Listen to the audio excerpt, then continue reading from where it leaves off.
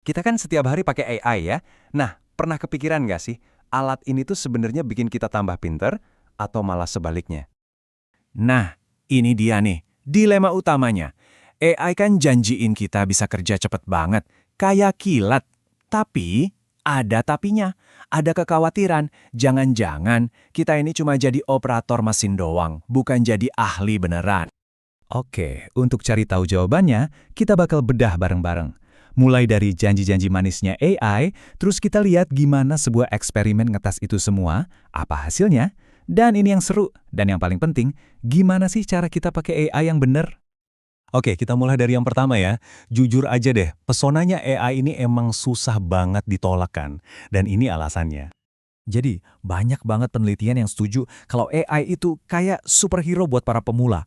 Coba dibayangin, ada junior programmer, tiba-tiba dia bisa bikin kode yang levelnya udah kayak senior. AI ini seolah-olah jadi jalan tol buat nyusul para ahli. Tapi, pertanyaannya, jalan pintas ini gratis nggak? Apa jangan-jangan ada harga yang harus kita bayar? Jangan-jangan kita lagi nukar keahlian jangka panjang kita cuma buat kemudahan sesaat. Jadi, ada dua kemungkinan nih. Skenario optimisnya, AI itu nggak cuma bikin kerjaan kita cepat selesai, tapi juga bikin kita cepat belajar. Nah, skenario pesimisnya justru sebaliknya. Kerjaan sih kelar, tapi kita ya nggak bener-bener ngerti gimana caranya. Nah, ini ada istilah psikologisnya, namanya cognitive offloading. Gampangnya gini deh, ingat nggak dulu kita pakai GPS, terus jadi lupa cara baca peta? Nah, khawatirnya sama. AI bisa bikin otot problem solving di otak kita jadi lemas, dan inilah yang mau dibuktiin sama para peneliti. Terus gimana cara mereka ngebuktiinnya? Nah, para peneliti ini ngerancang sebuah eksperimen yang cerdas banget buat misahin mana fakta, mana mitos. Settingannya simple kok. Ada dua kelompok programmer pemula. Tugas mereka sama, belajar library pemrograman baru. Anggap aja kayak belajar pakai alat-alat baru buat kerjaan. Nah, bedanya, satu kelompok dikasih asisten AI, kelompok satunya lagi enggak. Di akhir, dua-duanya dites, tanpa AI buat lihat apa yang benar-benar nempel di kepala mereka. Dan perhatiin nih, bagian kuncinya. AI itu cuma boleh dipakai pas ngerjain tugas. Pas kuis, ujian yang sebenarnya, semua harus ngandalin otaknya sendiri-sendiri. Ini penting banget buat ngukur pemahaman yang asli, bukan sekedar hasil kopas. Oke, ini dia nih bagian yang kita tunggu-tunggu. Hasilnya gimana? Apa yang terjadi pas datanya keluar? Pertanyaan pertama, yang paling kelihatan ya, siapa yang ngerjain tugasnya paling cepat? Pasti semua nebak kelompok yang pakai AI kan? Logisnya gitu. Dan ini dia kejutan pertamanya, ternyata hasilnya seri.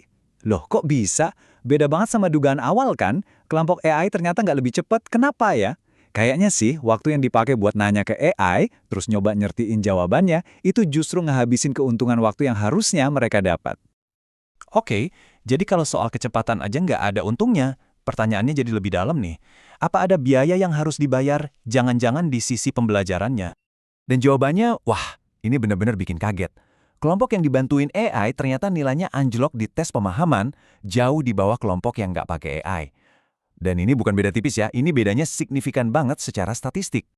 Penurunannya itu 17%. Biar kebayang, itu bedanya kayak dapat nilai A sama nilai C. Jauh kan? Dan yang paling ironis apa coba? Gap pengetahuan terbesarnya itu ada di skill debugging, kemampuan buat nyari kesalahan. Padahal, justru itu skill yang paling kita butuhin pas kerjasama dengan kode dari AI yang seringkali nggak sempurna. Eits, tapi ceritanya nggak selesai di situ. Kalau kita cuma lihat angka rata-ratanya doang, kita bakal kelewatan bagian paling pentingnya. Para peneliti ini penasaran, jadi mereka gali lebih dalam lagi. Dan yang mereka lakuin ini keren banget. Mereka nontonin rekaman layar tiap peserta, satu persatu. Dan dari situ, mereka nemuin kalau ternyata nggak semua orang pakai AI dengan cara yang sama. Ternyata bagaimana cara kita pakai AI itu jauh lebih penting daripada apakah kita pakai AI.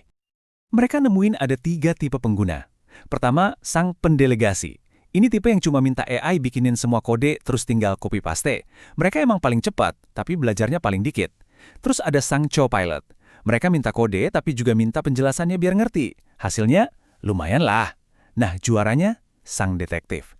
Tipe ini cuma nanya konsep ke AI, terus nulis kodenya sendiri. Hasilnya, gila, mereka belajar paling banyak, bahkan ngalahin kelompok yang nggak pakai AI sama sekali. Nah, jadi dari semua ini, apa nih pelajaran yang bisa kita bawa pulang buat kerjaan kita sehari-hari?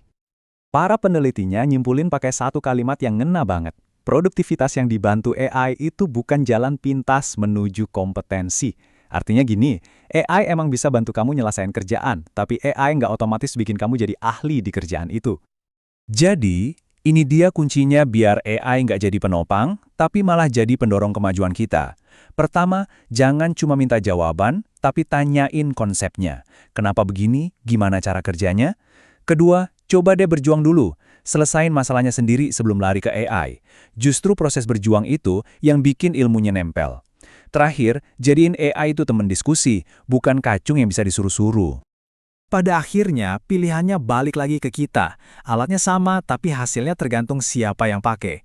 Jadi, kita mau jadi pendelegasi yang rela nuker keahlian jangka panjang cuma buat kecepatan sesaat, atau kita mau jadi detektif yang pakai alat canggih ini buat benar-benar jadi master di bidang kita. Jawabannya bakal nentuin masa depan kita di dunia kerja.